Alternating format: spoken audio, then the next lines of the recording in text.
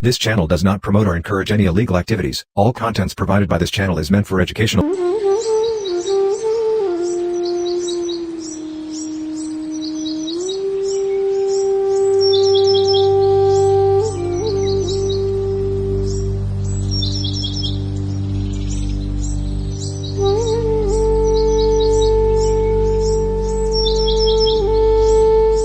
এগো শুনছো, বুড়ির জ্বরটা কাল রাত থেকে কিছুতেই কমছে না।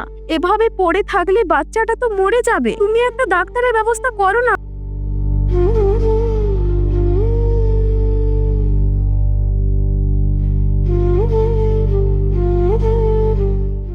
দেখি খান সাহেবের কাছে যাই, কিছু ব্যবস্থা করতে পারি কিনা।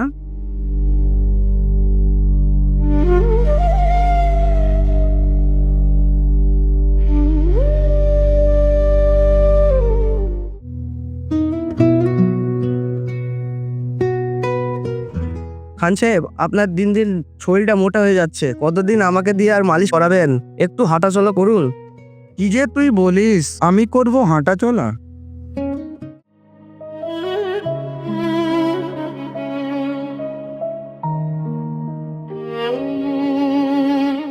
খান সাহেব, খান সাহেব, খান সাহেব, বাইরে আসেন নাকি? এ ভিতরে এসো।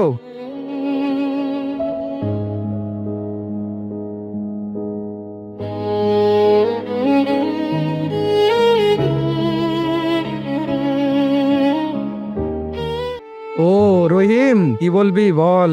খান সাহেব, আপনার কাছে খুব বিপদে পড়ে এসেছি। তোর আবার কেমন বিপদ রে? খান সাহেব, আমার মেয়েটা খুবই অসুস্থ, 3 দিন ধরে জ্বরে আক্রান্ত। আপনার কাছে কিছু টাকা ধারের জন্য এসেছি, আপনি যদি দিতেন খুবই উপকার হতো। কর্তামশাই, একে তো টাকা দেওয়া যাবে না।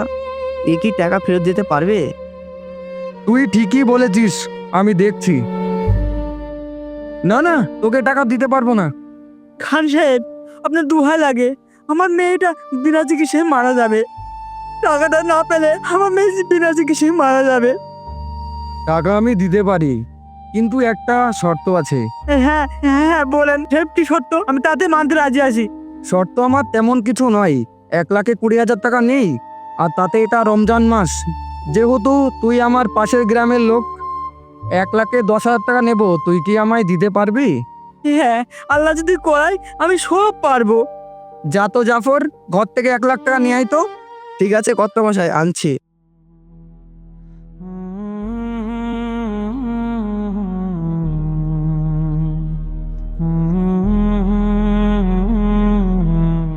এই নে, গুনে নে, পুরো 1,00,000 টাকা আছে। ঠিক আছে খান সাহেব, পুরো 1,00,000 টাকাই আছে। শোন, সময় মতো সুদের টাকাটা দিয়ে যাস। খান সাহেব, আপনার তো রোজার মাসে আমদানিটা ভালোই হচ্ছে। বলিস কি তুই?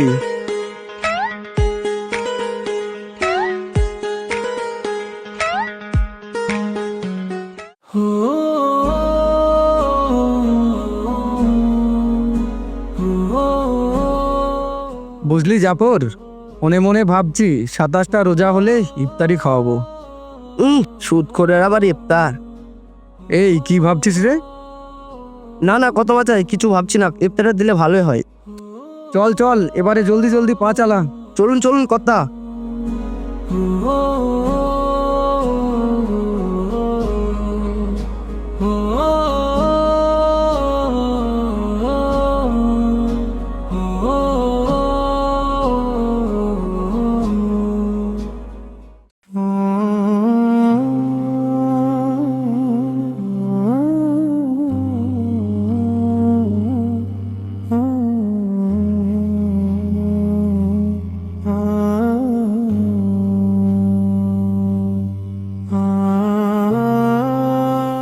কি হচ্ছেটা কি ইমাম সাহেব? জামাত শুরু হতে এত দেরি কেন? আমি কি আপনার নামে মসজিদের সভাপতির কাছে নালিশ করব? এই মসজিদের ভাত আমি আপনাকে ছাড়াবো, আজ আমি ইমামতি করব।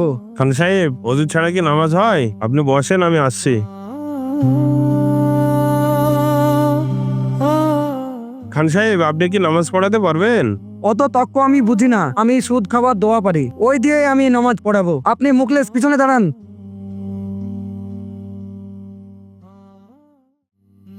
بكم من عالي الحياة مثالي محمد بالإيمان الجلي খান সাহেব, এই যে আপনার সুদে 10,000 টাকা, রমজান মাসে সুদটা কম নেওয়ার জন্য আপনাকে অনেক অনেক ধন্যবাদ। তুই তো রোজায় আছিস, আমিও রোজায় আছি, তাই দিনের বেলায় সুদের টাকা নিলে রোজা মুকরু হয়ে যায়।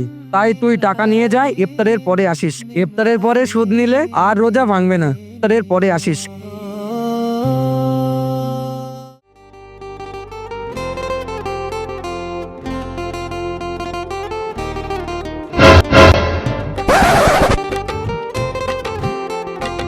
খান সাহেব, ওটা আপনি কি খাচ্ছেন? আপনি না রোজায় আছেন? আরে না, বলেন কি, আমি কি মুড়ি খাচ্ছি নাকি? আমি মুড়ি টেস্ট করে দেখছিলাম মুড়িতে ভেজাল আছে কিনা। পরেশগার মানুষদের শরীর ঠিকঠাক রাখা ফরজ যে বাপ।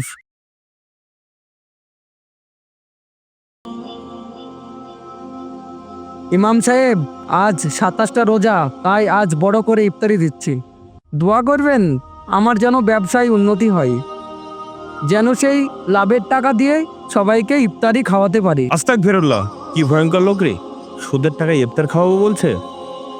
খান সাহেব, হারামের টাকায় ইবাদত হয় না।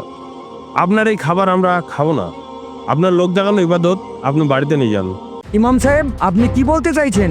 আমার টাকা কি হারামের টাকা? যত সব আজকালকার ইমামের কথা।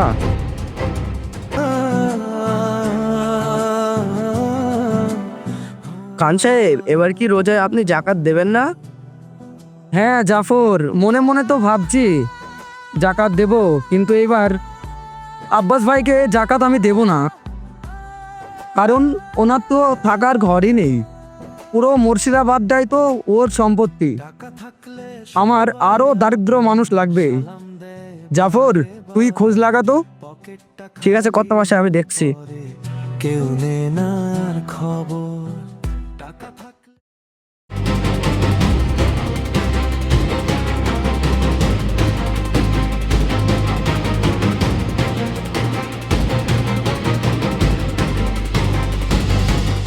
খান সাহেব, রহিমের মেয়েটা মারা গেল, বিনা চিকিৎসায় অভাবে মারা গেল। ওই যে সুদের 10,000 টাকা জোগাড় করতে গিয়ে মেয়ের চিকিৎসা করাতে পারেনি। হ্যাঁ, কি বললি? আমার ওই 10,000 টাকার জন্য একটা মেয়ের জীবন শেষ হয়ে গেল। এই সুদের টাকাকে আমি ঘৃণা করি। যে টাকা দিয়ে একটা শিশুর জীবন বাঁচলো না, যে টাকা দিয়ে ইফতারি হয় না, সেই টাকা দিয়ে আমি কি করব? যে টাকার জন্য মানুষ আমাকে সম্মান দেয় না, আল্লাহ আমাকে ত্যাগ করেছে। আমি আর সুদ খাবো না।